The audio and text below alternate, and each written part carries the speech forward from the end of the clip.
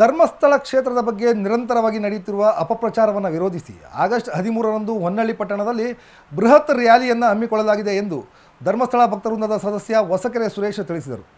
ಸುದ್ದಿಗೋಷ್ಠಿಯಲ್ಲಿ ಮಾತನಾಡಿದ ಅವರು, ಸೌಜನ್ಯ ಪ್ರಕರಣವನ್ನು ಮುಂದಿಟ್ಟುಕೊಂಡು ಕೆಲವರು ಪವಿತ್ರ ಕ್ಷೇತ್ರ ಧರ್ಮಸ್ಥಳವನ್ನು ಟಾರ್ಗೆಟ್ ಮಾಡುತ್ತಿದ್ದಾರೆ. ಸೌಜನ್ಯಳಿಗೆ ನ್ಯಾಯ ಸಿಗಬೇಕು, ಆರೋಪಿಗೆ ಶಿಕ್ಷೆ ಆಗಬೇಕು ಎಂಬುದು ಎಲ್ಲರ ಒತ್ತಾಯ. ಆದರೆ ಕೆಲವರು ಉದ್ದೇಶಪೂರ್ವಕವಾಗಿ ಧರ್ಮಸ್ಥಳವನ್ನು ಟಾರ್ಗೆಟ್ ಮಾಡುತ್ತಿರುವುದು ಅಸಂಖ್ಯಾತ ಭಕ್ತವೃಂದಕ್ಕೆ ಬೇಸರ ತಂದಿದೆ ಎಂದರು.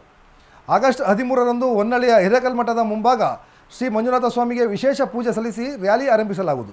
ಸಂಗೊಳ್ಳಿ ರಾಯಣ್ಣ ವೃತ್ತದವರೆಗೂ ಜಾಗೃತಿ ಜಾಥಾ ನಡೆಸಿ ನಂತರ ತಹಸೀಲ್ದಾರ್ ಮುಖಾಂತರ ಸರ್ಕಾರಕ್ಕೆ ಮನವಿ ಸಲ್ಲಿಸಲಾಗುವುದು ಎಂದರು. BL ಕುಮಾರಸ್ವಾಮಿ, ಲಿಂಗರಾಜು, ನಟರಾಜ್, ಯೋಗೀಶ್, ರುದ್ರೇಶ್, ಕತ್ತಗಿ ನಾಗರಾಜ್ ಸುದ್ದಿಗೋಷ್ಠಿಯಲ್ಲಿ ಇದ್ದರು. ನಮ್ಮ ಕನ್ನಡ ನಾಡಿನಲ್ಲಿ ತುಂಬ ಭಕ್ತರು ಮುಗ್ಧರಿದ್ದಾರೆ. ದೇವರ ಮೇಲೆ ಅಪಾರವಾದ ಗೌರವ ನಂಬಿಕೆಯನ್ನು ಇಟ್ಕೊಂಡು ಜೀವಿಸುವಂತಹ, ಜೀವನ ಮಾಡುವಂತಹ ಇವತ್ತು ಹಿಂದೂ ಧರ್ಮದ ಪದ್ಧತಿ ಇದೆ.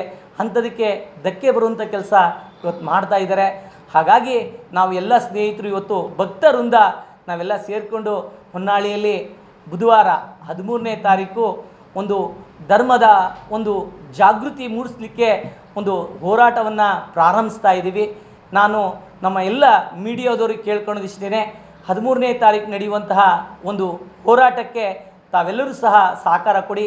ಅದ್ರ ಜೊತೆಗೆ ನಮ್ಮ ಭಾಗದ ಎಲ್ಲರಿಗೂ ಧರ್ಮಸ್ಥಳದ ಭಕ್ತರು ಈ ಹೋರಾಟಕ್ಕೆ ಭಾಗವಹಿಸಿ ಹೊನ್ನಾಳಿಯಲ್ಲಿ 13ನೇ ತಾರೀಕು ನಡೆಯುವಂಥ ಹೋರಾಟಕ್ಕೆ ಭಾಗವಹಿಸಬೇಕು.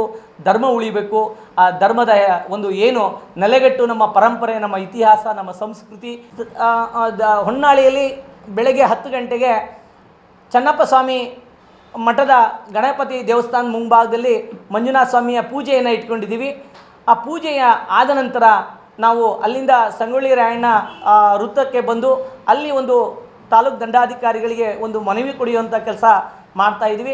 ಇದಕ್ಕೆ ಈಗಾಗಲೇ ನಮ್ಮ ತಾಲೂಕಿನಿಂದ ಮತ್ತು ಹೊರ ತಾಲೂಕಿನಿಂದ ನಮಗೆ ಫೋನ್ ಮುಖಾಂತರ ನಾವು ಮಾಡಲಿಕ್ಕೆ ಇದ್ದಿಲ್ಲ, ಬೇಡ ನಾವ್ಯಾಕೆ ಅದನ್ನು ಮಹಿಮೆ ಯಾಕೆ ಬೇಕು, ಆಗುತ್ತೆ, ಸರ್ಕಾರ SIT ತನಿಖೆ ಮಾಡ್ತಾ ಇದೆ, ಒಂದು ಒಳ್ಳೆ ಯಾರು ತಪ್ಪು ಮಾಡಿದ್ರೆ ಶಿಕ್ಷೆ ಆಗುತ್ತೆ, ಸರ್ಕಾರ ಮಾಡ್ತಾ ಇದೆ ಅಂತ ನಾವು ಸುಮ್ಮನಿದ್ವಿ. ಆದರೆ ಭಕ್ತರು ಎಲ್ಲರೂ ಸೇರಿ ಒಟ್ಟುಗೂಡಿ ನೀವು ಮಾಡಲೇಬೇಕು ಅನ್ನೋಂಥ ನಿಟ್ಟಲ್ಲಿ ಸಹಸ್ರಾರು ಭಕ್ತರು ಎಲ್ಲರೂ ಸೇರಿ ಒಟ್ಟಾಗಿ ನಾವು ಈ ಒಂದು ಹೋರಾಟ ಮತ್ತು ತಾಳ್ಮೆ, ಈ ಹೋರಾಟ ಮತ್ತು ಉಗ್ರವಾಗಿ ಯಾವುದೇ ರೀತಿ ಇಲ್ಲ, ನಾವು ಶಾಂತಿಯುತವಾಗಿ ಒಂದು ದೇವರ ಪೂಜೆಯನ್ನು ಮಾಡಿ ಒಳ್ಳೆಯ ರೀತಿಯಲ್ಲಿ ಒಂದು ಸಂದೇಶ ಹೋಗಬೇಕು.